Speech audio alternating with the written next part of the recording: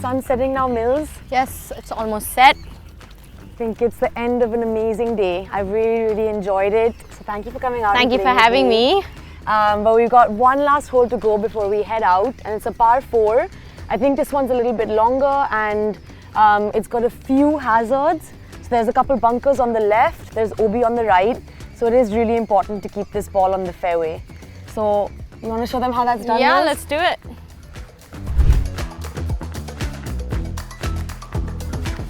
So again, with the drive, it's so important. The posture, the setup, the ball position is really key. And I think especially on a hole like this where you want to get the most out of it, it is really important to make sure that all those things are in place so you can kind of give it all that you've got on this swing. Yes, I think I have all my checks, so I'll just grip it and rip it now. Yeah, great drive. I'm going to try and do the same thing that Millie's doing. Try and get the most out of this drive. Yeah, great shot, Tvesa. Thank you. Well, on this hole, as important as the drive is, the green is a little bit tricky, so we have to be really careful there, and hopefully we can teach you a few new ways to read the green and handle the greens better. Let's go. Thank you. Thank you.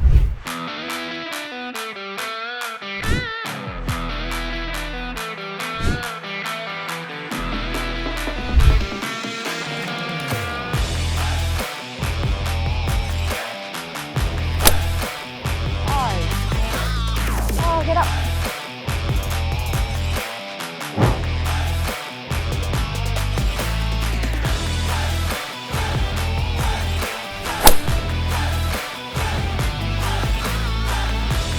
Yeah, that looks good, Tvesa.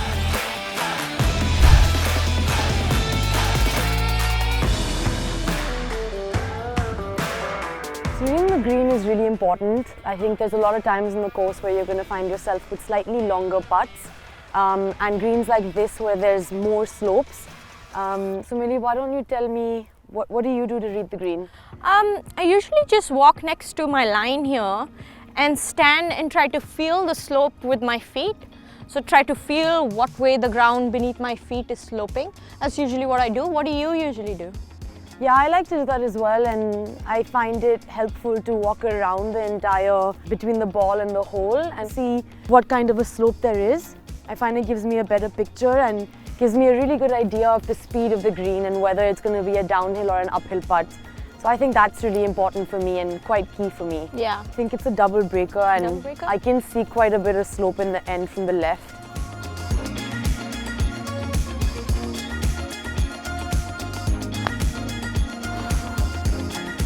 So it didn't come back as much as we thought it would. Yeah, but it's a pretty good read But, and really good yeah. speed.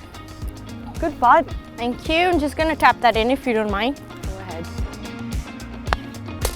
All right. Good finish. Thank you. What are you thinking about yours? Straightish. Straightish? Yeah, I don't feel much break.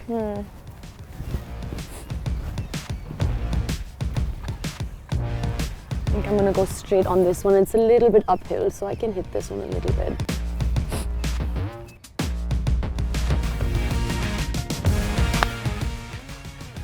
Yeah, that was good. Great birdie, Tvesa. Thanks, Mills. Thank was you a good so much finish. for the round. Yes. Thank you so much. The sun is set, and I think our round is done for the day. But we finished strong. We had a Yes. couple birdies on the 8th hole, and now a birdie and I made a par here, so really great par. my score was level par for the day. That's a good comeback. Yeah, it is. Just 2 over at one point. Yeah. Finished level par.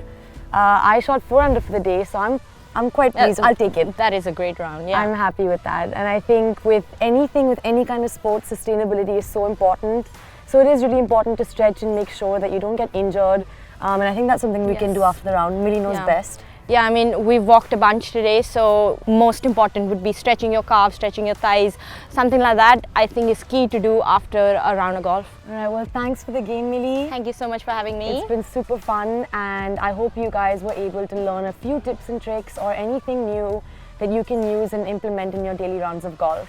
So I think we can head back now, and Yeah, let's go. let's go. Thank you so much. Thank you. All right, let's go.